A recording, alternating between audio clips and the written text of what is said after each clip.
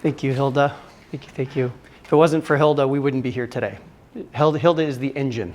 She is the engine that is here to build community. So thank you, Hilda. My name is Tim, and it's such a pleasure to be here with every single one of you. Thank you for taking the time to be here. You could be anywhere, including next to the pool. That's right there. And Austin is just always popping with events. So the fact that you've taken some time on a Saturday is just so meaningful to me. So thank you very much. I promise you I'll bring you my best, and I hope that you're able to walk out of here in an hour and a half from now-ish feeling like, wow, that was absolutely awesome. I've been in this work for 16 years, and I've heard versions of this kind of content for 16 years, and every single time I hear it, I get it at a deeper level. What I'm about to share with you is lessons and tools and strategies that have helped me negotiate big deals, be better in the boardroom, deal with conflict amongst team members in my leadership life. It's also helped me in my personal life, having sensitive and difficult conversations with friends, with family, with loved ones, from the boardroom to the bedroom, okay? The way that we connect and communicate with other people is just absolutely the source of life. Today we're going to have a little bit of lecture from me. I really want to focus on exercises so you can practice in the real world. It's not just me being a talking head the whole time. And as Hilda mentioned, we'll have a little intermission in the middle so you can use the restroom if you need to, or just kind of reset a little bit, okay? So I'm reminded of a moment probably 16, 18 years ago. I had just come off stage. In my life, I've spoken over 1,000 times, so I've spent a lot of time in rooms and mixing with people. And someone after that, it was a business talk I gave, they came up and they said, "How much money do you make?"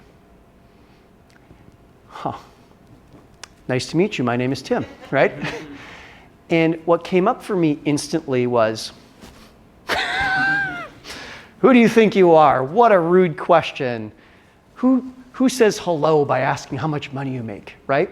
I got very, oh, you do, Amit? Okay. Let's just cut to the chase, right? Yeah. And to me, there was just a world of like churning and burning and anger and resentment and disgust, right? Many years went by, 10, 15 years went by. I was speaking again at some other event, some other group, and someone came up to me, no kidding, and said, "How much money do you make?" I was like, I've been here before. Is there an echo in the room 15 years later? But that time when it hit me, it was just peaceful. And all I said was, enough. That was it. I wasn't thinking about it in bed at night. It wasn't bothering me. It was just flat. So what was different? Is it the outside world, the stimulus, the information, the question, or is it the inside world, right? And so the more that I've been able to work in the space, and trust me, I'm a work in progress, okay? I'm a work in progress. The more that I've been able to generate that clarity inside of myself, the more peaceful and effective my life has become. Right now I'm negotiating on 3 law firms to buy them. And I will tell you that yes, about 10% of the deal making is deal craft, terms, legal agreements, and whatnot. 90%, I'm going to give you guys a secret, and I've been in 150 board meetings now, it's actually the communication skills and the connection skills. When someone just trusts you, when someone believes you, when someone feels like they're fully heard in their challenges and their fears and their frustrations and their resentments, and it's remarkable. Probably about 5 years ago, I had someone in one of my board programs, they paid $30,000 to be there.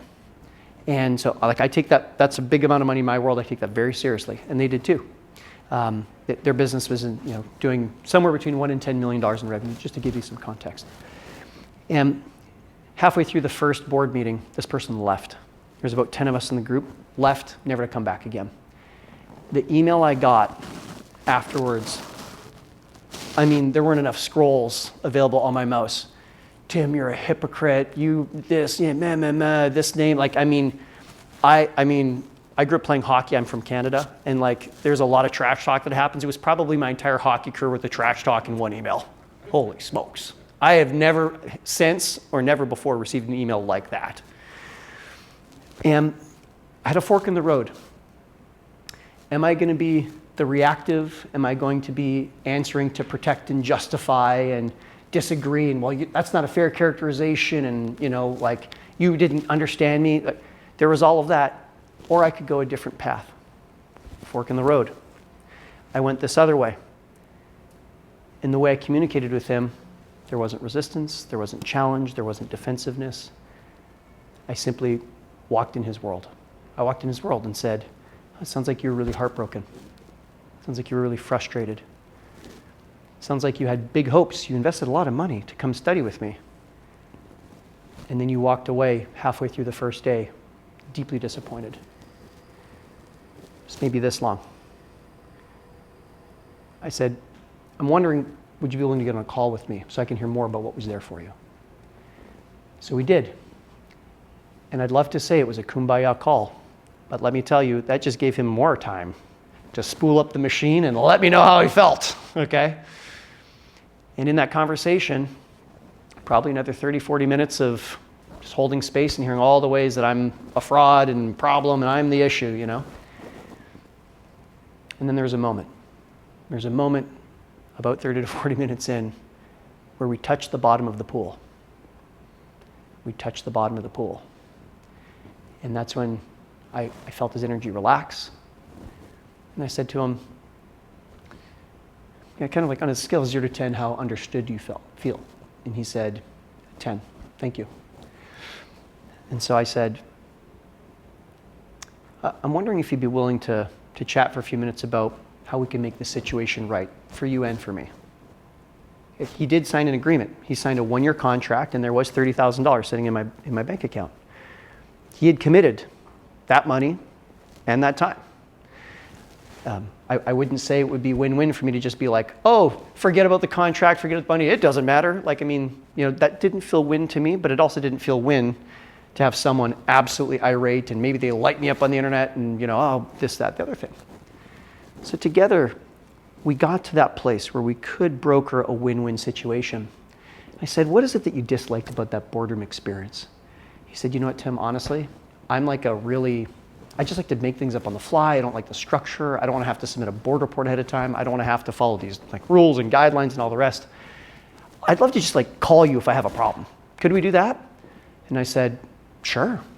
If you could have it any way you wanted, what would that look like? He says, I'd like to be able to text you, and I'd like to be able to just get on a call, no agenda.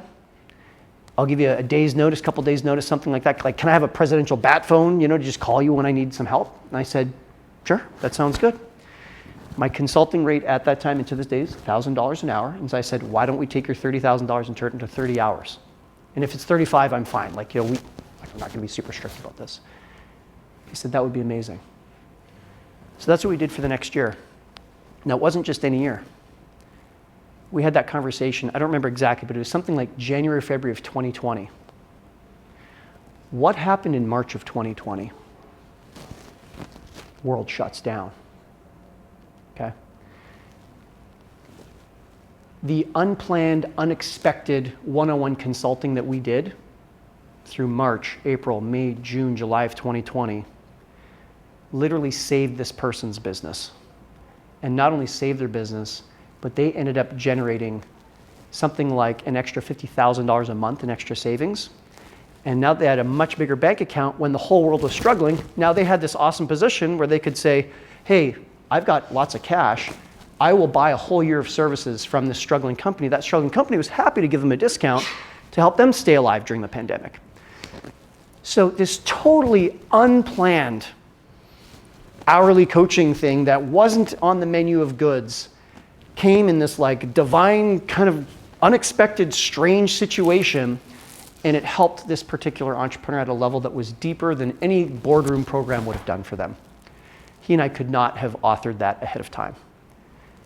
And it all came from that moment of decision when I saw him walk out of the boardroom, and then I got that ripper of an email.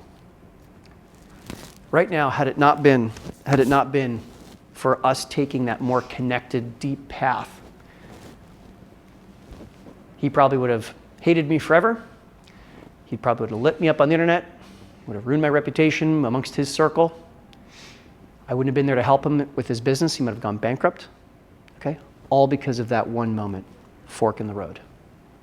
It's amazing. We all have moments in our life where small hinges swing very, very big doors. Okay? So I'm going to share with you today 3 things, a little bit about mindset, about how to approach this kind of connection. Our topic today is plugging energy leaks. If you saw the event page on Eventbrite, there's a little summary there, so we'll talk about that as well. Those of you who came just because you know me or Hilda, you're like, I don't know what's going on, but I'll be there. Thank you for being here. We're doing energy leaks today, okay? So there's going to be a little bit about mindset. There's going to be a little bit about a couple listening skills, and then we're going to get into energy leaks, 1, 2, 3. That's our topic for today. And again, if you're new to this, welcome for the first time. This is our first ever session. We're going to do it every single month, different topic, okay? And if you're someone who's like a psychologist, someone who's done 50 years of this kind of work, I have a sneaking suspicion that we might be able to find yet another level for you as well. So whether you're a beginner, intermediate, advanced, whether you're doing this for business or personal, I have a sneaking suspicion there's a lot of value here for you, okay? All right, so I'd like each person, you don't have to close your eyes or anything unless you want to. I want you to imagine your favorite picture of you as a child. Favorite picture of you as a child. I know for me, there's a picture of me riding a tricycle with a little Canadian flag on it when I'm like 3 years old. So once you've got that picture in your mind, if you could just put your hand up so I know that you're there, think of a picture of you, okay?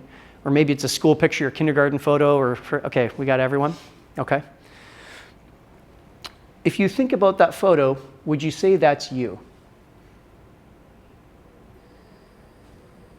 Yeah? Yeah? You'd say that's you? Okay. Well, that's very interesting. How many cells in that body, that version of you 10, 15, 20, 30, 40, 50 years ago, how many cells in that body of you are still with you today? Thank you, Kale. 0. 0. Your body has regenerated hundreds, if not thousands of times. There's not a hair on your head that's the same hair that was on the head of that child. Even your eyeballs, like the cells of your eyeballs are not the same cells that were in your body then. Okay, well, that's kind of curious. I thought you said that was a picture of you. Isn't that a picture of you? There's not a single atom that is the same. So if we are not that picture, we are not that body, then what are we? What are we? My view is that inside every single one of us, there is a bright shining diamond, there is a spirit, there's a irreducible quant of consciousness that is us. And my passport says I'm Canadian. That spark, though, that's not Canadian or American or Nigerian, okay? That spark is the real me. And, why is it the kids are so dang happy? Right? So carefree. They're not thinking about world wars or geopolitics or making rent at the end of the month or getting accepted to grad school, okay? It's just free. Hey, these little cherubs are running around naked free. They don't even care what people think about they look like, right? Okay. Why is that? My view is that bright shining diamond inside of them simply hasn't accumulated any dust yet. It hasn't accumulated mud. It doesn't have a vault that is encasing it. It's effulgent, it's bright, it's shining, it's unencumbered. And the child is very connected to that. Very connected to that. Now there's some downsides to childhood, we're kind of, we're vulnerable to predators and can't feed ourselves and whatnot, okay? But there's something there about that bright shining diamond. And to me, I think like a very important distinction to think about is that not only do we have that bright shining diamond, which is inside all of us for our whole life, there's a second part which is more like the material part. That's the cells and the hair and the nose and the ears and all the rest. So in ancient spiritual wisdom, there's actually a distinction. So let's think about this for a sec. In your mind, actually I'll get some offerings from you guys. What in our lives is crushed by time? What in our lives is crushed by time? Feel free to just speak up. Deals? Deals are crushed by time. That's true. Yeah. Time kills all deals. That's the expression. Okay, so deals get killed by time. Amit, you got something? Ambition. Okay, yeah, that can get killed by time. What else? Sense of wonder. Our sense of wonder can get killed by time. Thank you, Leva. What else? Motivation. Yeah, motivation gets crushed by time. What else gets crushed by time? Yeah. Our body definitely gets crushed by time. This hairline is getting crushed by time. I'll tell you that much. Yeah. Okay. Yeah. You're glimpsing at the future of what you've got to look forward to. Yeah, exactly. Okay, what else gets crushed by time? Time. Okay. Interesting. Relationships. Okay. Relationships. With my daughter, time is such an important thing with them. Absolutely. And statistics show that currently, you guys, the death rate is 100%. Right? As heartbreaking as it is, sooner or later, one of you is going to go before the other. Right? And that's true for all of us. Right? Our bodies are crushed by time. Our countries are crushed by time. Okay? My country, Canada, may become part of the United States. So it is a breathtaking list. It's kind of everything gets crushed by time. Bodies, countries, bank accounts, relationships, people, even this planet, given enough millennia, will be crushed by time. Will absolutely be crushed by time. In fact, there's very, very few things that are not defeated by time. Okay? There probably is a definitive list somewhere, but it's a short one. Something like whatever your conception of the divine is, if you believe there is one, then that's probably not crushed by time. Love is generally not crushed by time. But my understanding is actually time is not crushed by time because it marches on within itself. And what's interesting, who knows the Serenity Prayer? I don't know it off the top of my head. It's in Alcoholics Anonymous. It's also in the Protestant faith. Who knows it? Does somebody know it off the top of their head? I can barely remember, but it goes, what is it? Forgive me for the things I can't control and give me the strength and the courage to control the things that I can't control. Yes. Yeah, it's right there. I'm missing a sentence. Does someone have the exact wording? Yeah. God, give me the courage to change the things that I can't control, and I can't remember the last one. Give me the courage to change things I can't control, Yep. and the wisdom to control the things I can't change. Yes. Yeah. We're stitching it together. We're right there. Yeah. It's. Do you have it there, Shereen? God grant me the serenity to accept the things I cannot change, courage to change the things I can, and wisdom to know the difference. Beautiful. Beautiful. God, give me the courage. Can you say it once more, Shereen? And God grant me the serenity to accept the things I cannot change, courage to change the things I can, and the wisdom to know the difference. Thank you. Thank you, Shereen. So here's the interesting thing. If time is going to crush our bodies, if time is going to crush our relationships in our countries and our businesses and our bank accounts and our cities, our pets, okay? If time is going to crush that, what are the odds we are going to be heartbroken if we are invested 24/7 into our attachments to those things? 100%. 100%. It's kind of a cruel bargain, isn't it? That I love this dog so much, or I love this child, or I love my parents, or I love this city, or I love my home so much. And the bittersweet truth is it will be ripped from us, one way or another, sooner or later. Just like our bodies, when we were 3 years old or 5 years old, that was ripped away from us. Didn't feel particularly uncomfortable, probably. Okay? So in our connections with one another, just like I had that moment of truth with that $30,000 client, I had the opportunity to be attached to the material, that which will be crushed by time in that conversation, or I could be attached to the eternal. I could be attached to the spiritual. I could be attached to that which is not crushed by time. So I'm going to make just a brief note here for everyone. I'm going to make a brief note here for everyone. We're going to call this above the line and below the line. Wow. Okay. So down here, we certainly have all the material stuff. In this space down here, we also, so let's call this the material world.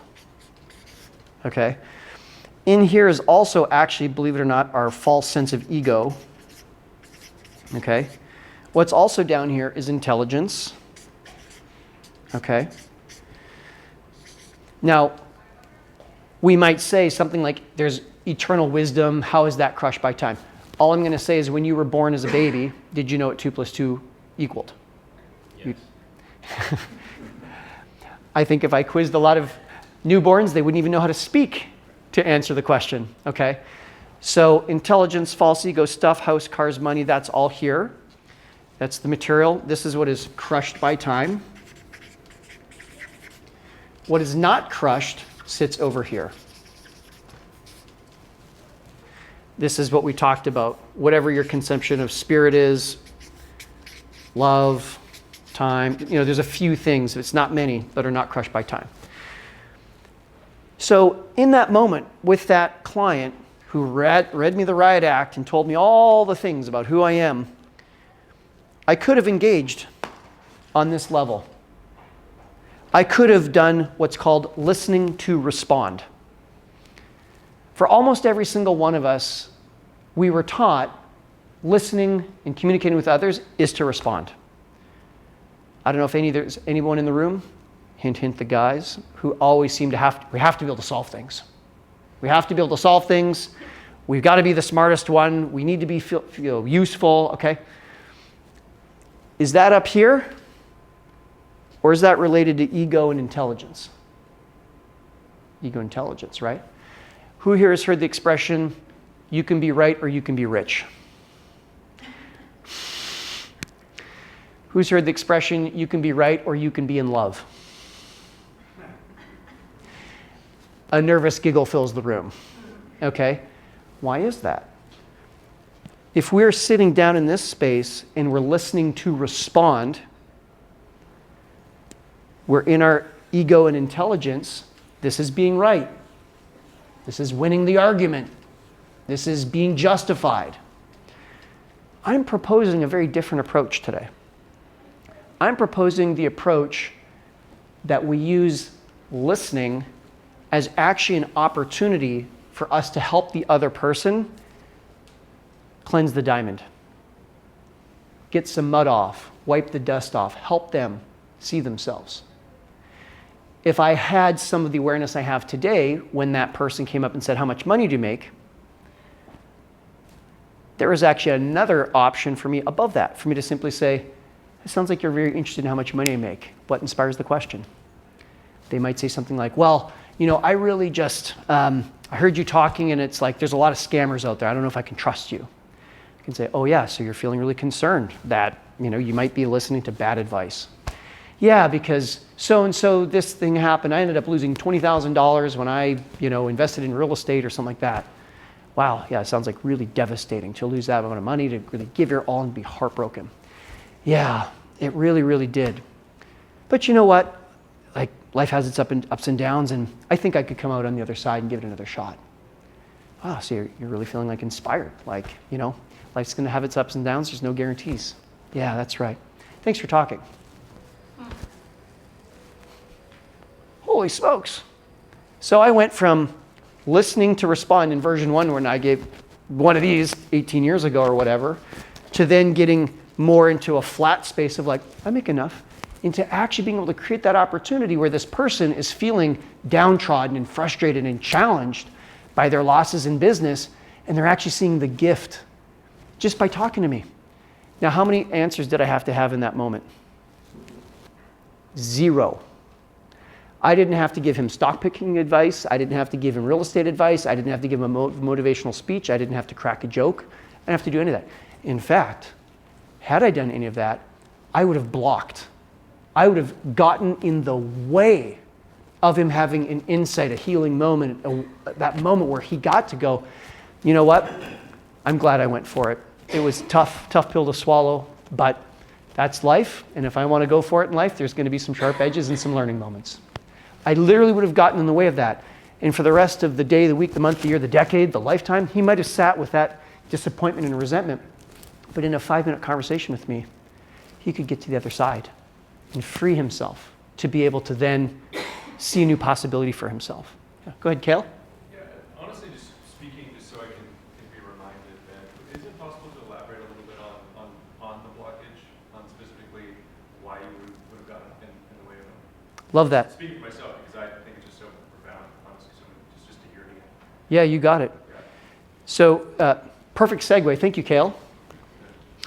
In our lifetime, so let's imagine a scenario. I don't know if you guys have like an Uncle Bob, you know, he's an uncle, right? And he's always like, cheer up, son, you know, you'll be great, it'll be awesome, right? Let's imagine you just had a horrible day. Horrible day.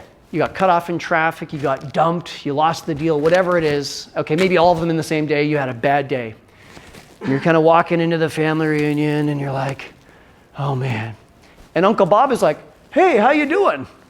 And you're sitting there like, oh man, had the wind knocked out of me today, missed the deal, lost the girlfriend, oh my God.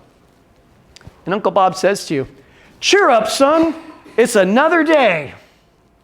Or he says, well, you win some, you lose some, son, let's get some turkey, okay?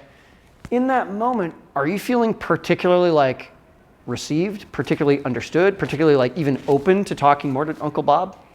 No. Now, was Uncle Bob well-intentioned? Absolutely. He loves you, he cares about you, he wants to see you happy and thriving and all the rest. He's well-intentioned. The execution, though, he just didn't know. That's what's called a roadblock. A roadblock in communication is any time that we're kind of, in a sense, we're actually kind of covertly or overtly taking it into our agenda rather than the other person. Uncle Bob has decided what's more important than whatever you're dealing with is to be jolly or to be upbeat.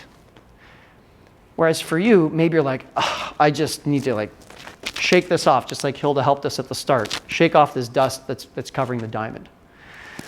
Uncle Bob was listening to respond. He was listening to respond. The list of roadblocks is almost endless in terms of the way that we block communication with another person. Could be, again, business or personal. Giving advice, oftentimes a roadblock. Humorizing, justifying, defending, all examples of roadblocks. Now, is there a healthy place for those dynamics? Absolutely. If someone asks me for advice, or they say, hey, Tim, what time is it? It's a little weird if I get into, so you're kind of wondering if you're going to be early or late. No. Or if I'm teaching, of course, give advice. That's my proper role. If we're in a moment, though, where something is very important to someone's head or heart, okay, I got to flip into this other thing this guy Tim talked about. I'm going to hold some space. I'm going to avoid roadblocks.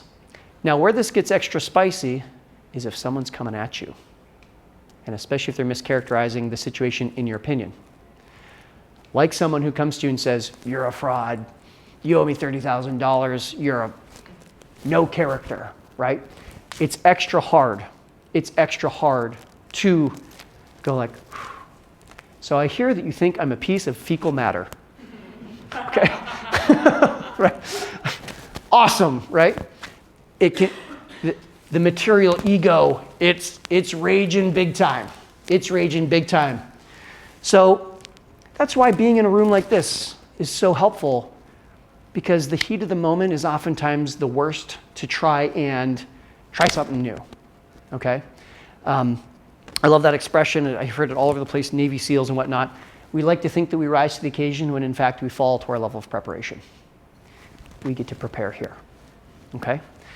So there's actually some pretty simple mechanics. We're about to do an exercise, okay? There's some pretty simple mechanics, okay? The mechanics look kind of like this. Mechanics look kind of like this.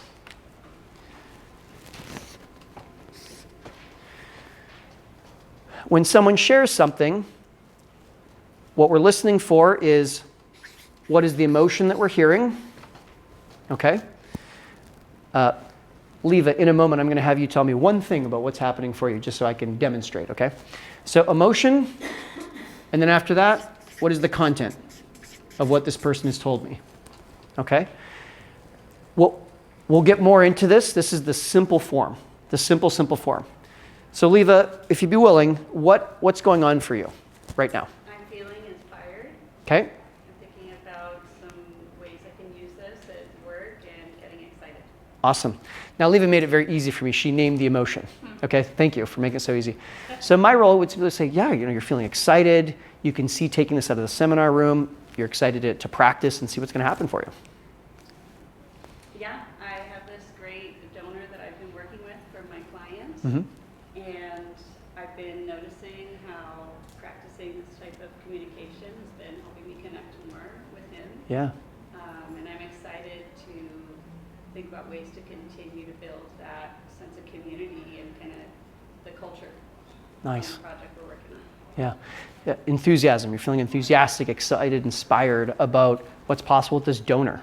You've already used some of these skills in the past. It's worked, and you're excited to go to the next level.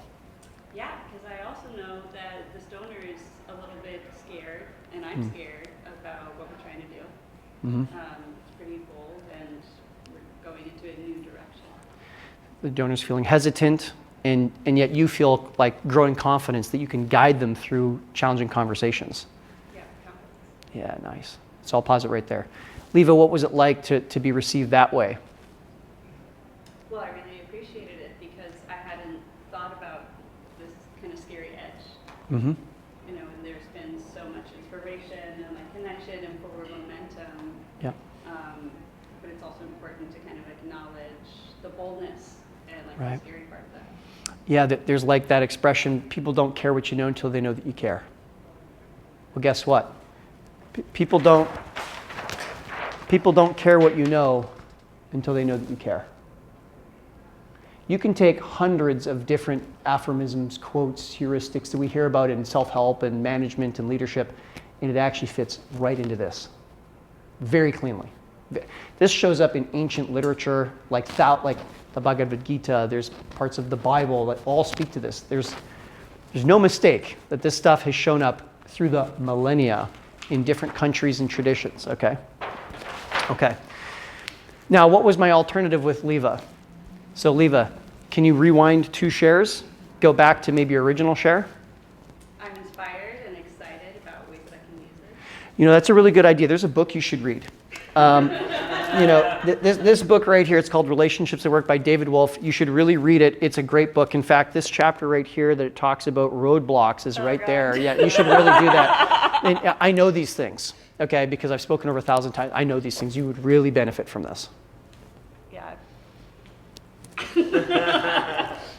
Mansplaining, okay? All right, mansplaining is a special cocktail of multiple roadblocks just together, okay? Thank you for playing along. Okay, so in a moment, I'd like you to get with someone that you don't know super well. I know there's a lot of relationships in the room. If you kind of know each other, that's okay. What we're going to do is we're going to stand or be seated across from each other. It's called a dyad when you got 2 people.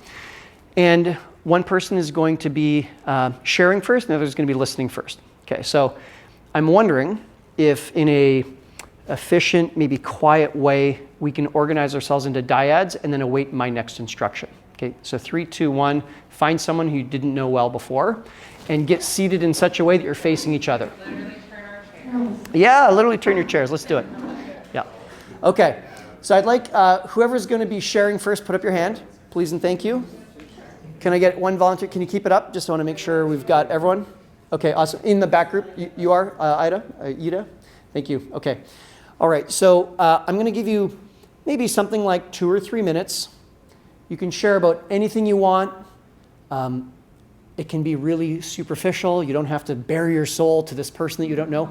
Or maybe you do want to bare your soul because you're like, I may never see them again and I got something on my chest. Okay, so you can choose. Okay, you can choose.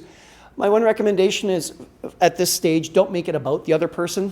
Okay, it's probably not going to be about the other person because this is someone you don't know. Okay, probably. But just let's create a safe, easy space. Let's go for the layups here. Okay.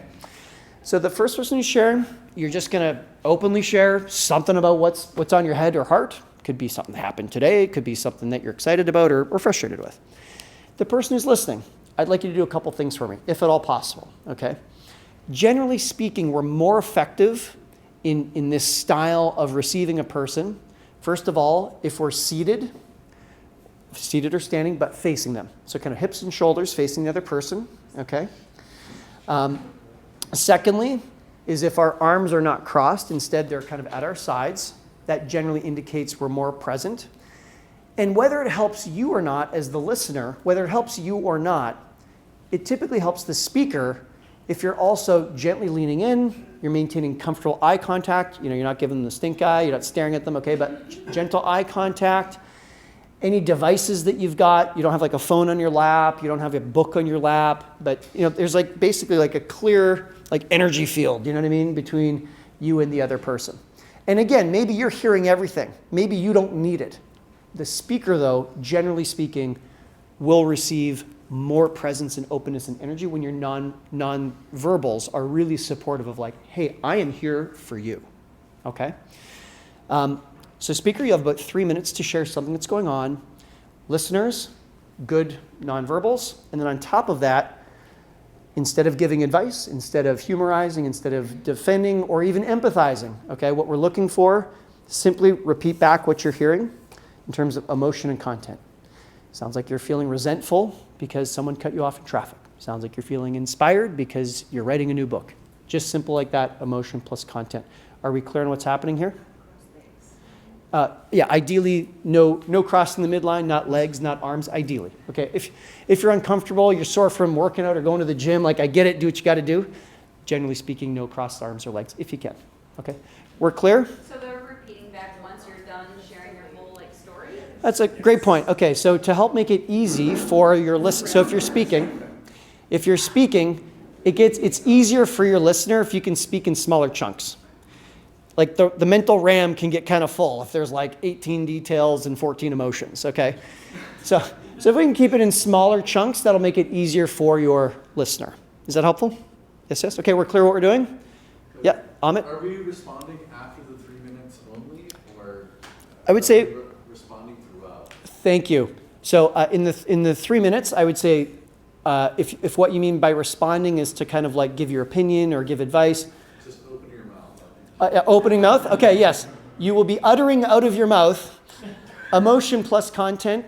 I encourage you to stick to that exactly for the 3 minutes. We're good and good? Everyone's good? Okay, I'm going to put 3 minutes on the clock. 3, 2, 1, and off you go. Okay, 1 or 2 shares if you were the speaker, so you got to share and just have your partner hold space for you. If you were the speaker, 1 or 2 shares in a couple words, what was that like? Kale. Honestly, it was just really nice to have somebody respond to me strictly or explicitly in identifying my emotion. Yeah. It was really nice, really refreshing to be able to just kind of flow. Yes. Yeah, and have your emotion acknowledged. Yeah. Thank you so much. Part of why I'm repeating this is so the recording gets it. I'm not just mirroring all the time. Okay, so thanks, guys. There's another hand up here. Yeah, I would say Yep. it was encouraging. It was encouraging? Yeah, it was like thoughtfully encouraging me to continue to open up. Yeah, drawing you forward. Okay, one more. Yeah, go ahead. It just helped me like deepen my own understanding of myself. Yes, I love that too. Love deepening the understanding of herself. Yes, I love that. There's in Dr. Wolf's book, there's this amazing drawing. Imagine we've got 2 people standing right here, and there's 10 doors that are open. I'm sorry, closed. 10 closed doors. Okay, so 2 people, 10 closed doors. If the listener is giving advice and judging and defending and all the rest, the listener is actually saying, we're going through this door, or that door, or this other door. They're dictating which direction we go. Whereas if the listener is just holding space, there's 10 doors, and the listener is saying, okay, thank you for sharing. There's 10 doors, which one do you want to go through? And if you want to go into anger, or you want to go into excitement or closure, like whatever, the speaker can just say whatever they want. How nice is that, right? Okay. We're going to flip roles. So if you were the speaker, you'll now be the listener. And if you were the listener, you're now going to be the speaker. Okay? Another kind of 3-4 minutes. Speakers, you know who you are, and go. All right. So a couple more shares. Anyone who is the listener, what was that like for you? Who would like to share? Yeah, go ahead. Very healthy and interesting to everyone has, and we all know we have a world in our heads, but it's a very hard thing to feel. Sure. And you kind of just felt it now. Sure. Like you felt the other person's world. Yeah. Yeah, like it's in there. Yeah. It's in there, and sometimes we just need a conversation partner to come in, put up a mirror or help us externalize our thoughts and feelings to be able to see it. But it's there. We just need an assist for someone to help draw it out of us. Yeah. And what was that like for you? Actually, Wade kind of felt, well, the first thing I would say is like flattered to have something like that shared, Oh, wow. you know, and it also felt, also made me think like, how do you get to learn more about people like that? Yeah. Like this intimate piece of the other person has been revealed to you, Right. and you met her, whatever, half an hour ago, and you don't know each other, and it sounds to me like maybe you had more insight to this human being sitting in front of you in a 3-minute exercise than maybe a lot of people that have been in your life for days, weeks, months, or years. Yeah. Yeah. Amazing. I interrupted you. What more were you going to say? It was funny, like I shook her hand half an hour ago. She had this swirling of thoughts and feelings, you know, but all she says is, I'm Shelby. Right.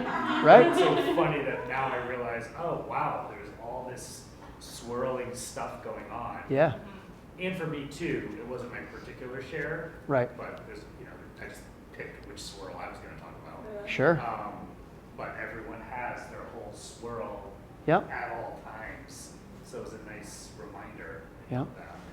All of us are swirling around. I'll get you next. All of us are swirling around. There's no question. And where do you think we're swirling? In here. This is where the arm wrestling matches of life happen with our loved ones, with our coworkers, with our staff, with our mentors. This is the, right? The 6 o'clock news is nothing but this. Right? Nothing but this. Okay?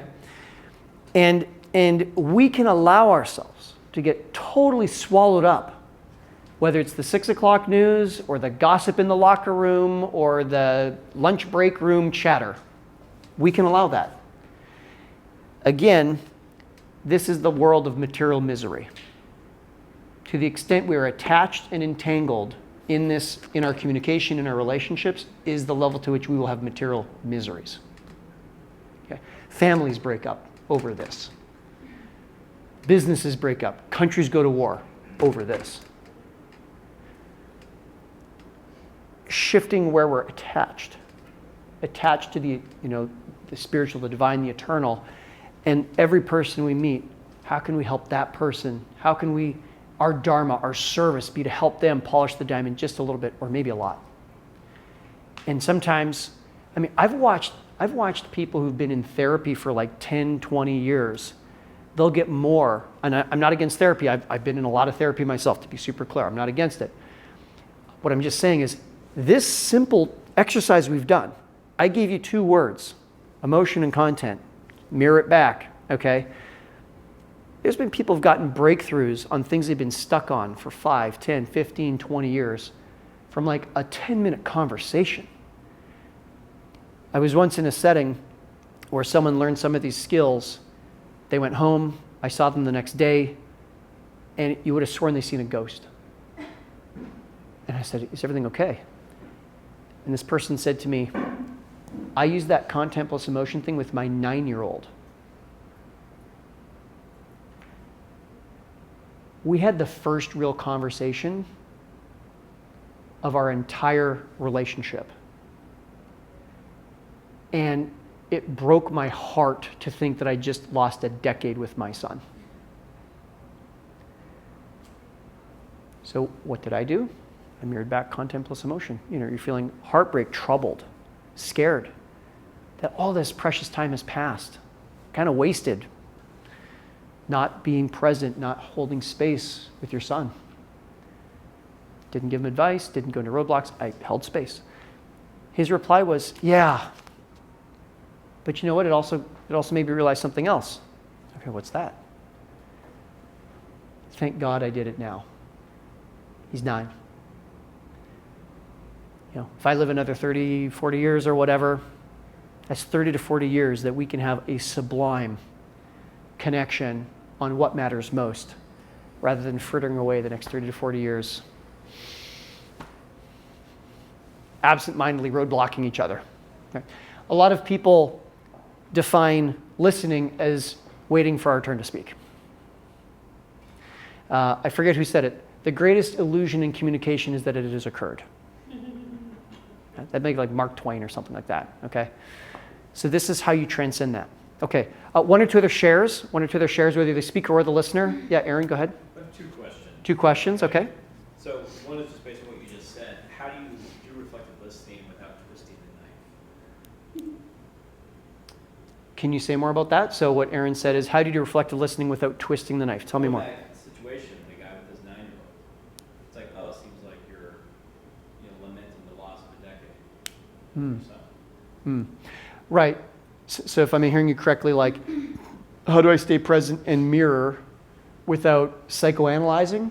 Is that kind of what you're saying? Without, in your actual reflection, twisting the knife to remind them of the sense of loss that person just, well, in trying to connect, you must remind them harder of how much it's left that they lost a decade. So you're feeling concerned that if I'm mirroring their emotion back, that I'm damaging them or making them feel uncomfortable. Got it. Okay. Notice how even just mirroring the content of his question allows me to be very clear, and we're not going to waste a bunch of time going on directions that were not the direction, okay? Valuable leadership skill, everyone. So Aaron, I can promise you, beyond a shadow of a doubt, that whatever I said was 1% what was already inside of that particular person. I was not doing any new damage or creating any new discomfort that was not already there. I'm 100% certain of that. Furthermore, I think as human beings, we oftentimes confuse bad with the word uncomfortable or unwanted. In my life, I've learned a lot of things because pain has been a wonderful teacher. And I don't mean that in an ironic way. I mean literally, pain made me realize I got to play bigger, or I'm in self-delusion here about who I really am and how good I actually am at this thing. How much am I actually being a great son or boyfriend or whatever, right? And so I'm not here to say that his pain is good or bad. I'm just holding space with him. And if it allows the beach ball that's been inside of him to be freed, we can't experience emotions and move through them. We can't get the resolution, the growth, the forward motion in life until an emotion is fully experienced. As a guy from the prairies of Canada, hockey player, it's like in hockey, we're told don't even lay on the ice if you're injured. You know what I mean? Like you're a weak wuss if you lay down after someone broke your ACL in your knee. Get up, right? Okay. So there's a lot of heroism that's attached to strength. Now, I wish I knew who said this. There's two kinds of strength. There's the strength to endure, and there's the strength to do bold things.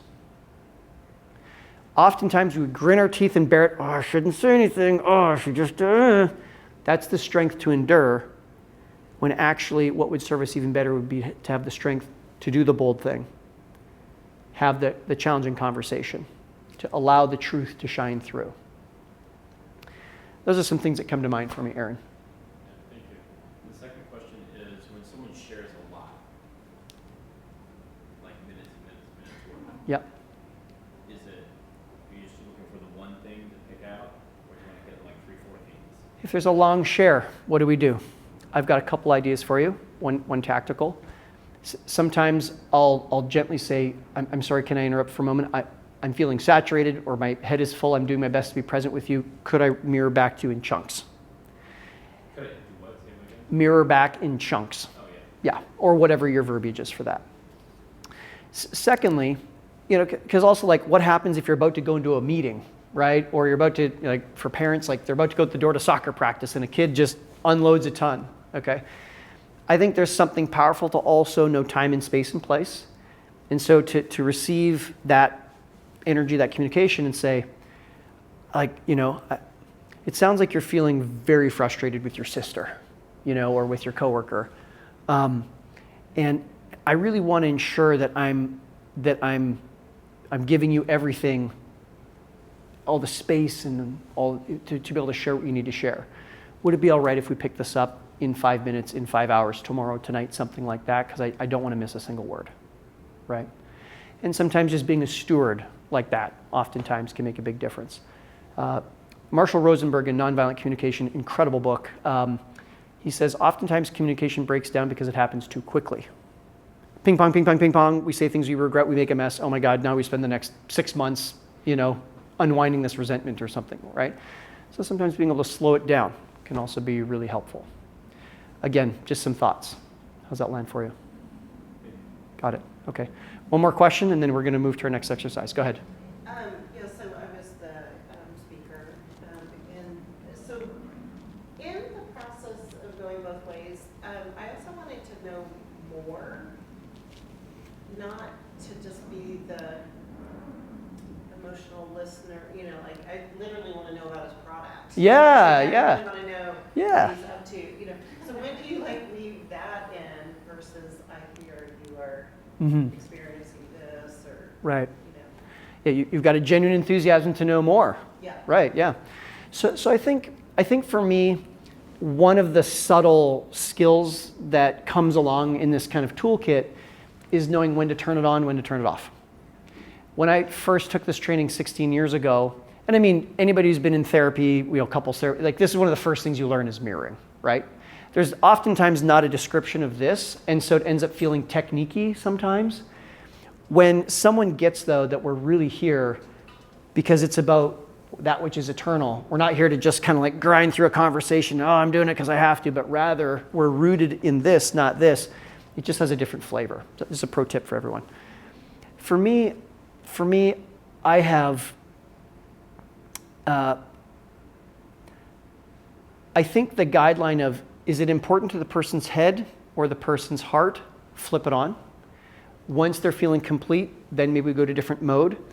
And ultimately, I think as I shared that analogy or that visual of the doors, when you are in the listener position, we want to make sure Kale can choose which door we're going to go through. And there is something maybe for you to say, Kale's polishing of the diamond is so important. My curiosity can be in the back seat for a couple minutes. Now, obviously, if we're in a situation where it's like, oh, there's a house burning down and a child is in it, like, okay, roadblock, get in there. I need to know more. What's 911? Like, obviously, okay. Have I helped with your question? Yeah, and then I also, when you were talking to the thought of like slowing down or whatever, I do think there's a moment where you can go tell me more. Yeah. And so he could have gone deeper. I could have still held my space for him. Yep. Still learned more. Yep. You know, so without going, okay, what are the details of this? You know that. And Right. then so that was helpful. And then the other thing I think by practicing this, and probably others in the room felt it too. I realized like there's more. Like I don't know now. Yeah. But just the commonalities that we have. Mm. Whereas if you're just kind of talking over each other or Right. transactionally with each other, Right. I don't know that you would learn the, you know, like the core similarities Right. or the spiritual or the, you know, Right. on that level. If you're just listening to respond, You're going to miss each other. you're going to miss each other. Yeah. And I think that's, you know, there's this expression, I got to figure out who said all these great quotes. The first duty of love is to listen. The first duty of love is to listen. And so if I'm here, and whether I know Kale for a minute, a year, a decade, a lifetime, if more than this, I'm like, Kale, I want you to get to know yourself, find your divine purpose in this world, which maybe sounds lofty for a stranger you totally just met, or maybe strange if it's your boss or something like that. But actually, every single one of us is a spirit soul traveling on this rock going through the galaxy. And whether you believe in reincarnation, that you're going to come back as a dog or a blade of grass, or you're going to reincarnate into heaven or whatever, the spirit is going to go on. And the more that we can support each other on that divine journey of finding who we really are, what our contribution is in this lifetime, that is so sublime. If in my views, if I'm curious about Cale's product, and what I'm actually even more interested in is what is Cale's journey with his product, and what is he learning about himself, and what contribution is he making in the world, and that's up here. Hey, afterwards, you want to talk about this? Yeah, absolutely. What's your marketing plan? One last quick thing. I was thinking of a client. I have a little thing going on right now. Okay, like a conflict. Yeah. Yeah. And stories, both sides, I'm sure. So I had this vision, like she would be almost like offended if I said, so I hear you were anxious about the, almost like I had this feeling she wouldn't want to be called on it. Okay. But I would be using my words, not hers. What would be offensive about it? From my perspective. In your opinion, That's yeah. all I can do. And I don't need to know the details, but Yeah, I don't think she perceives herself as anxious. Okay. She's very anxious over money, okay. but yet quite wealthy. So I'm like, I don't quite understand the mismatch. Right. Um, Right. Okay. May I- and then at the times I've tried to let's connect, what's going on with you? And be like, I don't have time for this. How are you going to resolve this? That's my voice, not hers. Okay. Okay. Yes. She doesn't seem very open. Yeah, she's not open to your feedback or connecting. Got it. Got it. Okay. So I'll point out a fine nuance here. Mirroring back is not psychoanalyzing.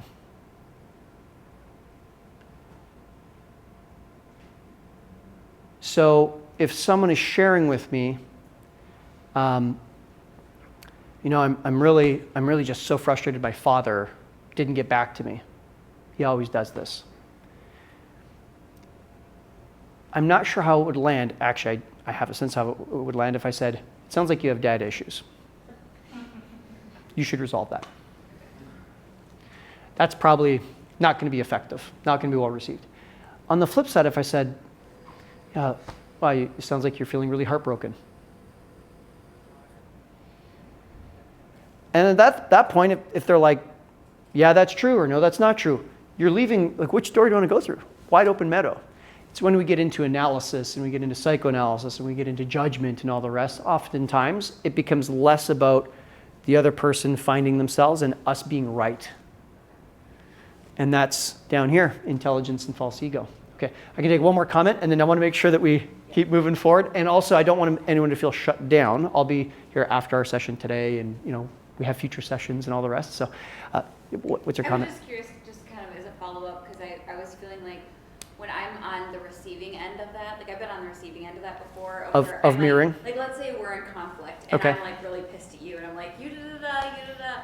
And on the other end, I've had somebody mirror back to me, I see that you're feeling like this, and I have felt shut down, that trigger. Mm-hmm. Mm-hmm. And that's not okay with you? No. No. Okay. I see you're giggling. Because it's not a me thing. It's a you thing. Yeah, it's definitely me. I am the problem. Yeah, I am the problem. Yes. Yeah. Exactly. Yeah. It's very clear. Yeah. So let's make it about you. Okay.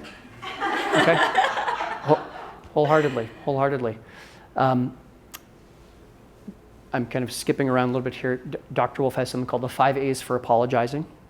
So account, amend, I don't have them memorized, but there's 5 items. Would it be all right with you if I pull it out? I just want to make sure I'm doing a great job with you. Can I do that? Okay. Yeah? Okay. I actually have done this before, you guys, in heated conversations.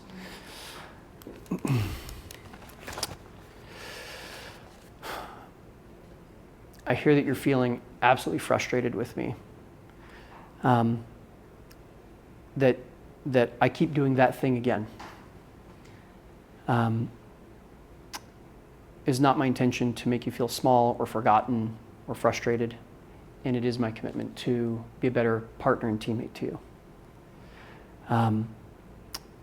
I think because we handled it over text message, I misunderstood your message last night. And I'm realizing now that there was a real snowball that happened. And had I just picked up the phone, that probably we wouldn't be in this situation today. I'm sorry for creating a difficulty between us. And it sounds to me like, beyond the heartfelt apology, that if you're willing, maybe we could figure out like what we could do differently next time. Yes. Except. I accept your apology. We just met, but I'm hugging you right now. Okay. All right. Okay. What was that like for you? I think it feels good, but I feel like where the openness came in was when it shifted back to you taking accountability Mm-hmm. rather than just being too mirrored. Like, I guess Mm-hmm. maybe I've had other people who just continuously mirror, and then it feels triggering of like you're trying to, I don't know, intentionally do something or like continuously keeping it off of you and keeping it on me. Mm-hmm. But I didn't feel like you did it in that way. Mm-hmm. But I feel like with other people, I have felt that before. It's felt like weaponized. Yeah. Weaponized. Yeah, exactly. Yeah. And it's like, then that is like, it leaves me being the only one into vulnerability and you being the one protected. Right. I don't It's have to just- open my heart. Yeah. It's all about you. Yeah. Mm-hmm. Anything else you want to share about that? No. Okay. Thank Everyone, you. Gina? Okay. I'm going to make one more point here. One more point, and then we're going to transition. I'm not going to ask anyone here to agree to this. I'm going to ask that you let it simmer and let it be with you in the coming days. Shower thoughts, walking the dog thoughts, whatever. Okay? When that guy came up to me 18 years ago and said, "How much money do you make?"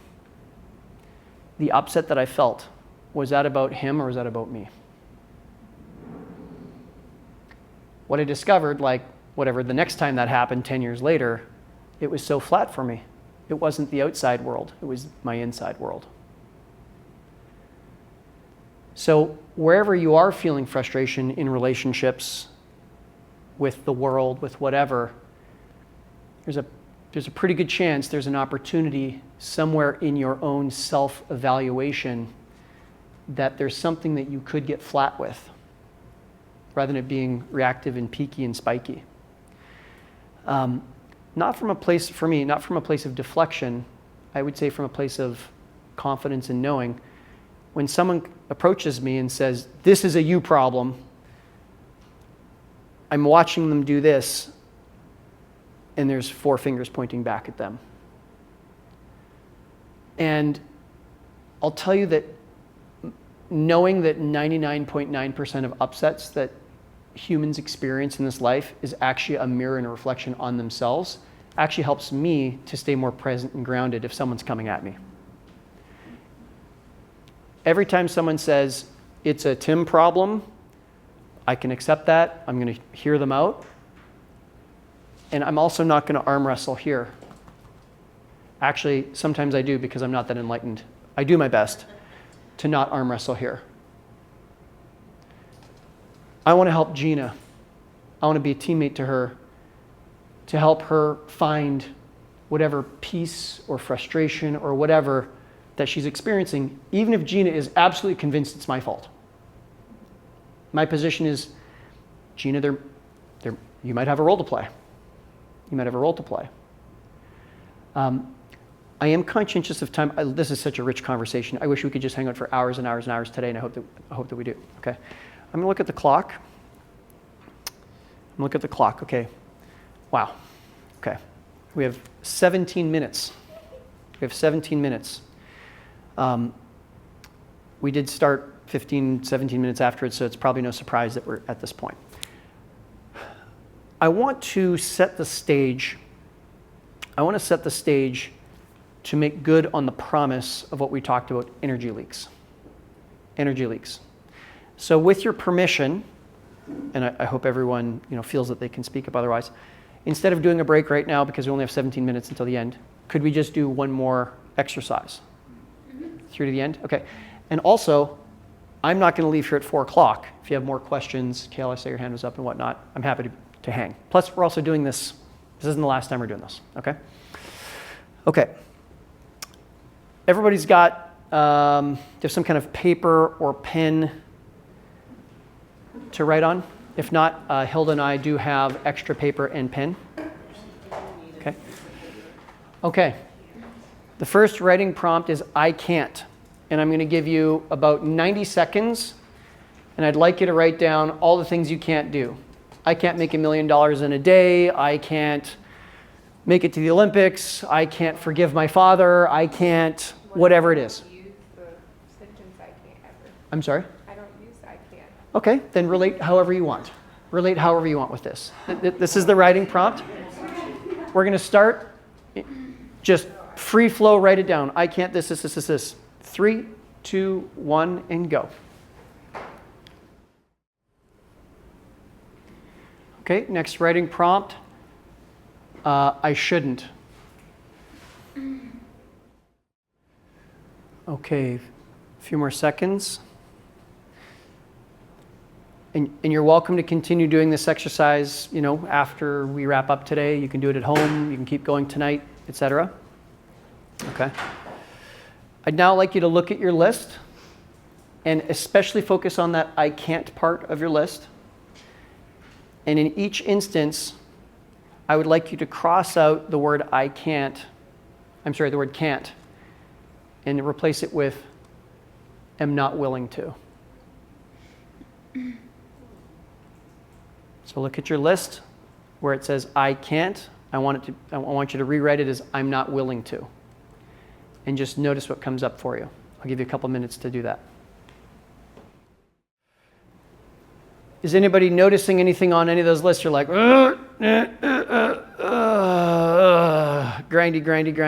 I see a few smiles. Yeah? Okay. Again, I wish we had hours to do this together. In a moment, we're going to use our reflective listening skills that we developed. We're going to hold space for each other. Before we go there,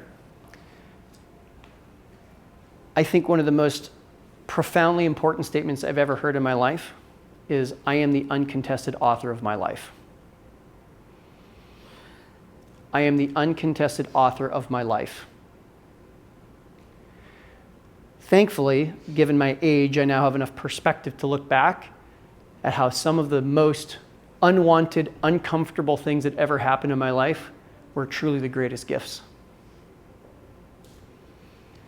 In 2010, I lost $300,000 in the real estate crash. My mentor ended up being the leader of a $12 million Ponzi scheme, and his partner was convicted in court. I was a touring drummer. We broke up right before 20 minutes before going on stage at the Western Canadian Music Awards. Devastating. So stressful, I developed a stress-related illness. I couldn't walk for 3 months because I was so stressed out from what happened. Being 28 years old, former college athlete, needing a sponge bath from my mother because I couldn't bathe myself, or having to sit down on a little plastic stool in the shower because I couldn't stand. You might say that was the worst thing that ever happened in my life. It was the most uncomfortable. What it forced me to do was look at my relationship with ego, materialism, et cetera, because I've been chasing fame and fortune through rock and roll and real estate, and now I couldn't walk. Damn. There's this great line in the Bhagavad Gita. It says, to the work you are entitled, but not the fruits thereof. I'd been chasing the fruits. Where are the fruits? They're down in the material world. Nothing is guaranteed. Okay? I had to learn how to navigate crisis because every part of my life was in crisis. Fast forward from 2011 all the way to 2020, the world goes into crisis. I was ready. I spoke for free on dozens of podcasts. I did tons of private, pro bono consulting with entrepreneurs that were in crisis. I knew what to do because I've been there before. I have probably 30 to 40 emails from entrepreneurs crying, saying thank you for being a steady voice and a steady hand at this time where the world is melting down. And it dawned on me, I never could have done that. I never could have been that person had I not gone through my own personal crisis 12 years earlier. So I'm statistically speaking, at least one, if not many of us in this room are in the middle of major crisis right now, just statistically speaking. And I'm not here to gloss over the difficulty, okay? What I am a stand for is I am the uncontested author of my life. Because if I'm not that, I'm on the wrong side of the serenity prayer. I'm on the side of trying to control things that are not in my control. Okay? So on your page, you've got a bunch of statements, including some things you're not willing to do. And some of those statements, maybe you're like, no, I'm really not willing to do that. Like, boundary, right? Great.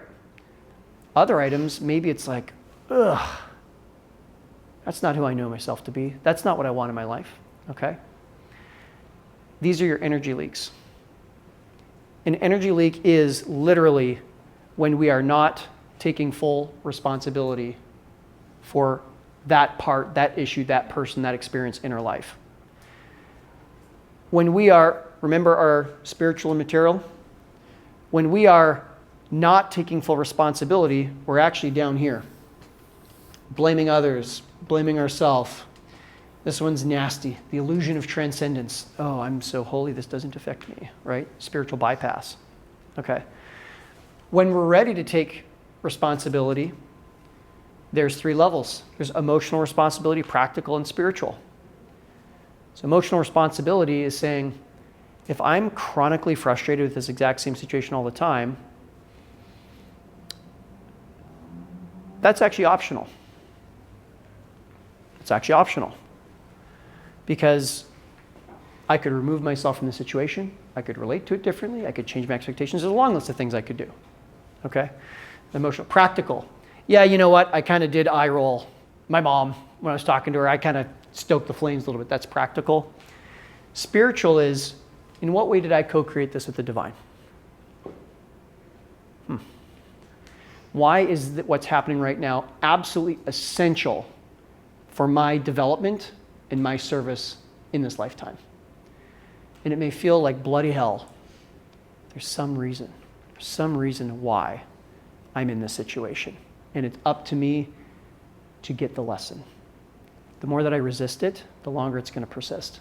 What we resist persists, right? The extent to which you have energy leaks in your life is the extent to which you are here and not here. It's that simple. It's that simple. And sometimes that does mean making tough decisions, whether that's letting go of a relationship, forgiving people. I mean, it can take what feels like big character. But when this is more important to be in that which will never be crushed by time, that 3-year-old glimmer that is in the eye of the child in the picture you imagined at the start of our session, when that glimmer, that bright shining diamond, your connection to that which will never be crushed by time, when that is more important to you than whatever's down here, that's when your energy leaks just get plugged and you're then back in the driver's seat. Back in the driver's seat, okay? So, let's get back into our dyads. And I'm going to ask you to take one item on your list that you're not willing to do, okay? And you'll have 3-4 minutes to share on that, and your partner's going to hold space for you, just like we did earlier. And then we're going to flip roles, and then we'll wrap up for today. Okay? 3, 2, 1, and go. All right, let's switch speakers. Wrap that up and switch speakers. Switch speakers. All right, thank you, everybody. Thank you so much. I'm certain that you were just in a conversational bubble, and I always feel bad interrupting that. I'm going to offer a couple of resources, and then we'll close for today. And then after that, I'll be here if you want to continue chatting. The room is available if you want to keep your dyad going, if there's something really poignant or something maybe special that you've been creating with your conversation partner. First thing I wanted to mention is, as you saw, I'm drawing heavily from Dr. David Wolf's book, It's called Relationships That Work. The second edition is the latest and greatest. He talks a lot about holding space, roadblocks, personal responsibility. This exercise we did here, it all comes from this book, okay? I'll be teaching from this book in our coming sessions as well. And I'm curious to know who's got the closest birthday to today? Hilda. Okay. Hilda's, when's your birthday? 15th. Okay. Who's the next closest? Well, April 10th, April. Anyone sooner than April 10th? Yeah, go ahead, Peter. When's yours? March. What day? 11. March 11. Anyone sooner than March 11? No? Happy birthday. We're going to give you a copy of Dr. DeWolf's book. Can you pass that back? Okay. You got it. Now, Hilda, most welcome. Now, Hilda, you can have another copy. You're going to gift it? Okay. So whether it's in the past or in the future, who has the next closest birthday? We had March 11th, so that's like 6 weeks-ish, 5-6 weeks. Anyone in the last 5 or 6 weeks? No? Okay. Is Ida the next one? Looks like it. Okay. Happy birthday. Can you pass that back? Thank you, appreciate it. Yeah, most welcome. Hey, thanks for being here. Appreciate that. In your practice of holding space, whether it's personally, professionally, one thing that you'll find pretty quickly is actually emotional vocabulary becomes a bit of an opportunity to improve. Oftentimes, we grow up with mad, sad, glad, right? And it's a little tough to kind of like mirror back if we're just saying mad, sad, glad all the time. So, expanding our vocabulary over time is really helpful. Resentful, excited, fulfilled, devastated. I mean, these are such rich words. A couple resources to help you develop your emotional vocabulary. One is Dr. Wolf's book. He's got some extra vocabulary in there. Secondly, this is a Dr. Marshall Rosenberg recommended tool.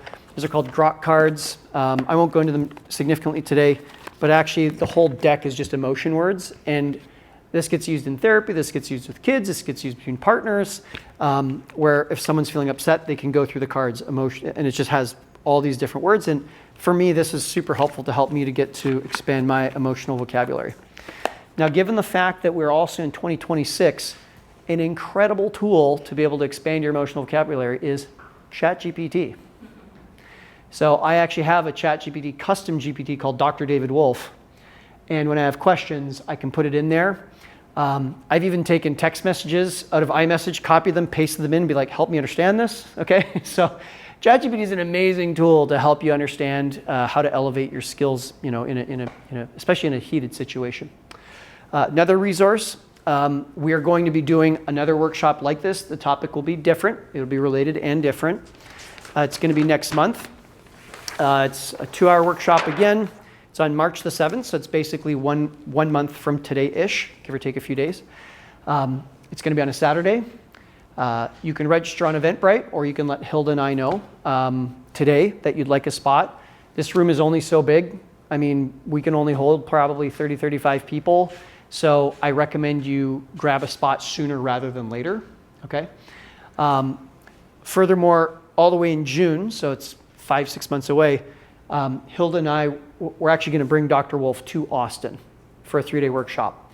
We've done that before. In last year, we brought him twice. The year before that, once. Beautiful yoga center on the outskirts of Austin, kind of near Jester King Brewery, kind of southwest Austin. Beautiful yoga retreat space called Del Sol. Elevatedcommunication.com is the website if you want to see a little bit more about Dr. Wolf, what's going to be happening. If you want to see the Del Sol space, there's an FAQ there. Tickets are not live on the website yet. In about a week from now, they'll be live. The retail price will be like around $1,000, but we're going to give special pricing, obviously, for early bird and whatnot for 3 days. It's also the kind of thing that, like, if you're like, oh my God, I want to be there, and finance is a problem, or it's just a challenge right now. We all have those seasons, myself included. Let us know, because we want to help you get in one way or the other. What you've gotten me from today is just such a tiny slice of what's in the book, and the book is a slice of what you get when you're in person with Dr. Wolf for 3 days. The single most important training I've done in my entire life, beyond anything else I've done, has been this journey of communication and relationships in the soul, because that is life. That is, life is relationships. So elevatedcommunication.com. If you're not sure if you want to come or not, then I would say don't commit. Don't commit to coming. What I would request, put it in your calendar and save the date, just so that you know that it's there and it doesn't get crowded out by other commitments, because life does tend to creep up on us, doesn't it, right? So at minimum, get June 26th, 27th, 28th, get March 7th, just save the date in your calendar, and come back next month. We'll keep doing this kind of work, deepening, and like we don't have to wait until June to get breakthroughs. Let's get breakthroughs today in this room and in every day between now and then. If you're wanting to follow me on social media at all, I'm just Real Tim Francis across all the platforms. There's also a number of people in the room who have worked directly with Dr. Wolf at different workshops. Let's see, Leva and Leslie and Aaron and Hilda and Kale, you came. I think that's everyone who's been to a Dr. Wolf workshop. I've done that workshop 7 times now over the last 16 years. So even if you've been before, Leva's done it twice now, Leslie's done it 3 times. Like, your heart will expand and your knowledge and your philosophy will just expand every single time. Dr. Wolf is the kind of guy, he can actually quote the entirety of it's not a religious course, but he's a counseling psychologist, so Western trained. He can also quote the Bible in English, the Torah in Jewish, and the Bhagavad Gita in Sanskrit. He literally speaks all like the most brilliant, well-read person, and he'll quote ancient spiritual text, and then he'll quote Mark Twain, and then after that he'll quote like a 1980s pop band, and then like it's just the craziest, like deepest knowledge. Absolutely fireworks to hang out and be with someone who's just that deep into the work. So I wish we had more time today. It always feels like not enough time. Thank everybody for being here. We're going to be here, like I said, come hang out, come chat, and happy to be in your connection. So thanks everyone for being here.